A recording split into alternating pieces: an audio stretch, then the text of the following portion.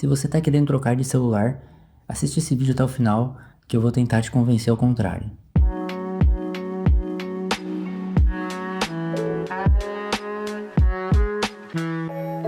Alguns meses atrás eu estava pesquisando alguns modelos que eu poderia fazer um upgrade, né? Saindo do meu celular para um pouco mais novo. E aí eu me deparei com alguns tópicos. O primeiro deles era o poder de processamento, né? Porque como eu trabalho com celular, eu preciso de um equipamento que me dê todo esse suporte e esse poder de processamento bom, tanto em atividades normais quanto em atividades mais pesadas. O segundo tópico são câmeras boas, porque eu uso o celular para gerar esse conteúdo aqui, e não só esse, mas alguns outros também. Então, além da performance, a câmera também teria que ser boa. E por último, mas não menos importante, que não ultrapassasse tanto ali o valor de uns 4, 5 mil reais no máximo. Coisa que hoje em dia, dependendo do modelo, é bem difícil de você achar nesse valor. Então, juntando todos esses tópicos, eu comecei a pesquisar, no geral, vários celulares e não só iPhones, né? Porque atualmente eu uso um iPhone e um iPad, então eles trabalham sempre em conjunto. Mas eu tava pesquisando Androids também, para caso eu encontrasse algum interessante, eu ia investir meu dinheiro no Android e usar o iPad em paralelo. Não sei como ainda, mas eu ia fazer isso. Só que aí eu me deparei com o seguinte cenário, isso falando em 2025. Galaxy S24 Plus, iPhone 16Z e Galaxy S25 normal. Esses três modelos basicamente quase na mesma faixa de preço, entre 3,5 a 4,5, mais ou menos. E aí eu comecei a consumir vários conteúdos sobre esses três modelos em específico, só que nesse meio tempo a Motorola lançou o Edge 60 Pro, que até ganhou o prêmio de melhor custo-benefício de 2025. Então isso me chamou a atenção e eu fui ver as especificações e vi vários vídeos também, vários conteúdos e até matérias sobre esse celular, e acabei gostando bastante, não só de todo o conjunto, mas eu acho que ele é uma boa opção sim, né, nessa faixa de preço que ele estava até o ano passado. Mas como eu falei no início do vídeo, a minha ideia sempre foi manter os três pilares lá que eu preciso, né, para o meu uso. Então eu teria que ter processamento bom, câmera boa e um orçamento ali no teto de 4 mil e pouco, 5 mil reais no máximo. Então eu comecei a pesquisar outras coisas relacionadas a esses produtos, e uma delas foi exatamente o nível de performance que ele entrega.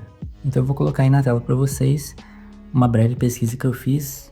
Aqui fala que ele é considerado um dos melhores custo-benefício aqui no Brasil, né, em 2025/26, por conta da bateria de silício de carbono, que tem 6.000 mAh, é a melhor bateria em autonomia, eu acredito, entre esses Androids, intermediário/top de linha aí.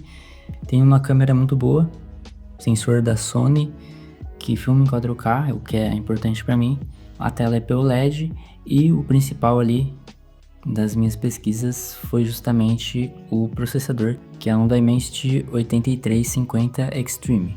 E segundo os reviews que eu assisti, é um ótimo processador. Claro que não é o mais top do ano, só que ele entrega uma performance muito boa, independentemente dele ser o topo de linha da MediaTek ou não.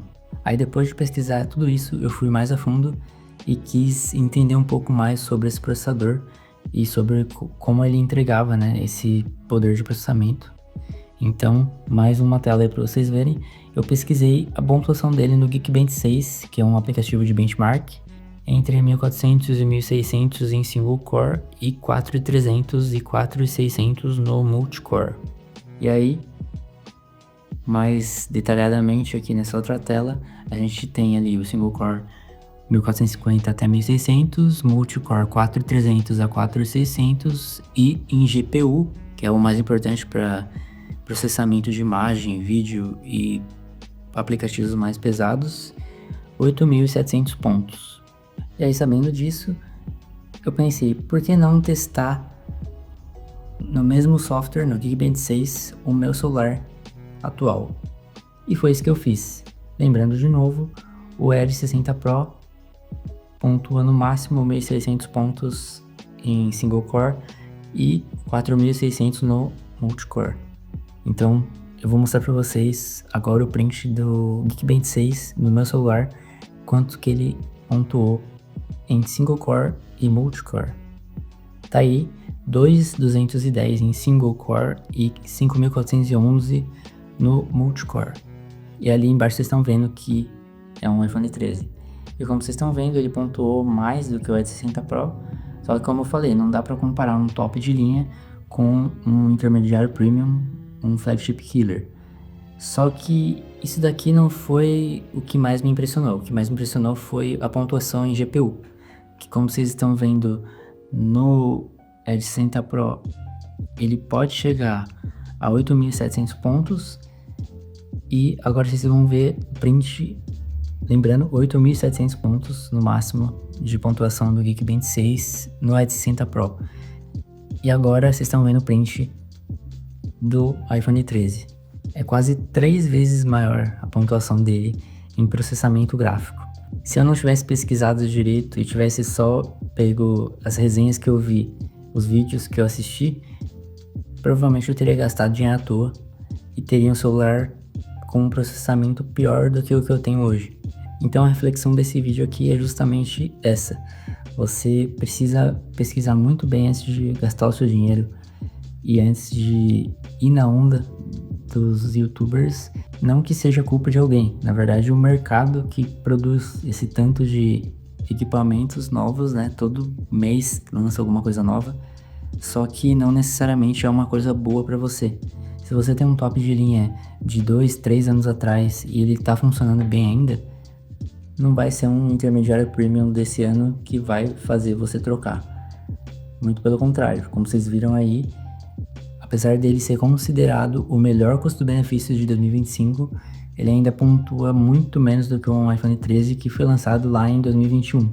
Então a ideia desse vídeo aqui é fazer você pensar muito bem antes de gastar o seu dinheiro e, mais do que isso, refletir se você realmente quer aquilo, se você precisa do equipamento mesmo ou se você só quer trocar porque sente a necessidade de comprar uma coisa nova, mas não precisa realmente daquilo.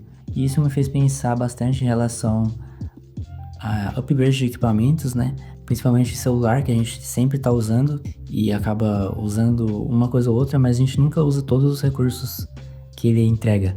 Então eu acho que o principal aqui desse vídeo é mostrar para vocês que nem sempre o último lançamento vai fazer sentido para você. E depois de fazer essa descoberta não muito agradável, eu comecei a pensar melhor antes de gastar o dinheiro, principalmente com coisas mais caras assim, né? E a minha ideia agora é fazer sim um upgrade no meu celular, só que eu vou pensar muito bem antes em qual modelo eu vou escolher. E a única coisa que o iPhone 13 está me deixando na mão ultimamente é na parte de memória, porque na época que eu comprei 128 GB era o suficiente e hoje em dia não mais. Então esse vídeo aqui, por exemplo, eu vou editar ele depois, eu já vou ter que excluir porque ocupa espaço na memória do celular. E provavelmente o próximo vai ser de 256 ou até de 512, dependendo. Então a única coisa que ele me deixa na mão, entre aspas, é a memória. Nos outros quesitos, em processamento, câmera e etc., ele continua muito bem. E se não fosse pelo armazenamento, talvez eu nem trocaria, eu esperaria mais 1, 2 anos para descartar esse celular. A ideia desse vídeo foi refletir se você realmente precisa gastar dinheiro em um equipamento novo. Eu não tô falando só de celular, eu tô falando de câmera, computador ou qualquer outra coisa que seja cara, assim.